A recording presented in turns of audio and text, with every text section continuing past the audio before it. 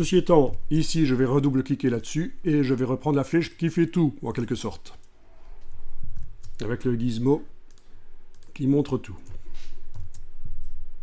Et qui est parfois un peu complexe à manipuler. Et je continue. Vous allez appliquer un matériau de base différent sur le couvercle et sur la tasse. Donc la tasse c'est déjà fait, le matériau. Et ici on va mettre, je vais mettre moi un matériau doré brillant. Attention, matériaux de base, on ne va pas aller chercher les matériaux substances qui sont complexes.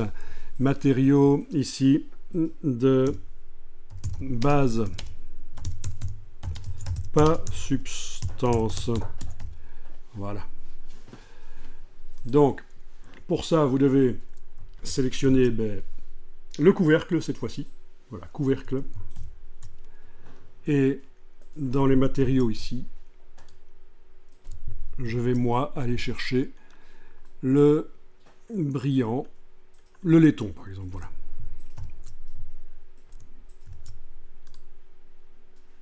Voilà.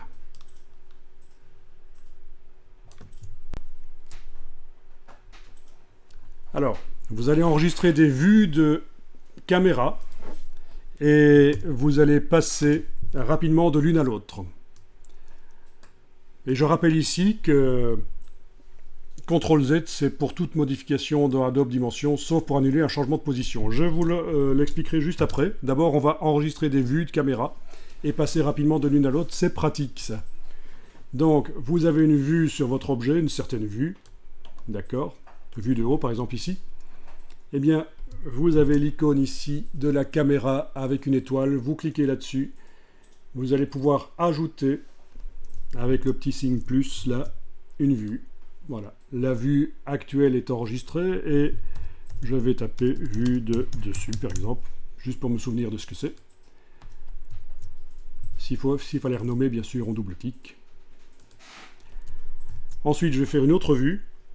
Donc, clic droit pour la rotation. Je vais zoomer en arrière avec la roulette. Voilà. J'appuie sur la roulette pour le déplacement. Enfin, tout ça, vous connaissez. Je vais appeler ça vue de loin. Donc, j'appuie sur la petite caméra et le signe plus. Et j'appelle ça vue de loin. Voilà. Et donc, on peut passer de l'une à l'autre très rapidement. C'est pratique. Ça permet d'aller travailler proche d'un objet, éventuellement, et puis de voir ce que ça donne de la vue d'ensemble, les changements qu'on a fait sur l'objet, ce que ça donne dans la scène complète. Mais bien sûr, ici, il n'y a qu'un objet, donc ce n'est pas très intéressant. Ça s'enregistre avec le fichier, bien sûr, ces vues de caméra. Quand on ferme le fichier et qu'on le réouvre, on les retrouve.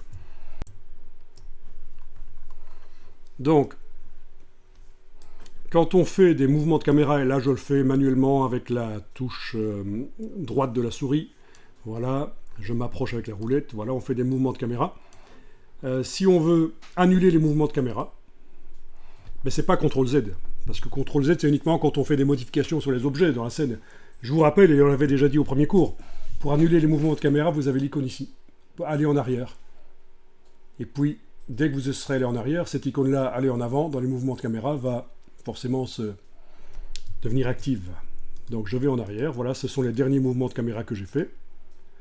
Puis maintenant, je vais en avant. Et c'est totalement indépendant des mouvements de caméra, des positions de caméra qu'on a sauvegardées avec l'autre icône ici. Donc c'est totalement indépendant en fait. On peut utiliser le CTRL-Z des mouvements de caméra, même si on n'a pas fait enregistrer certains angles de caméra précédemment. Donc c'est un petit rappel ici de quelque chose qu'on avait vu. Ok, je vous rappelle que la touche F permet de mettre l'objet en grand au centre.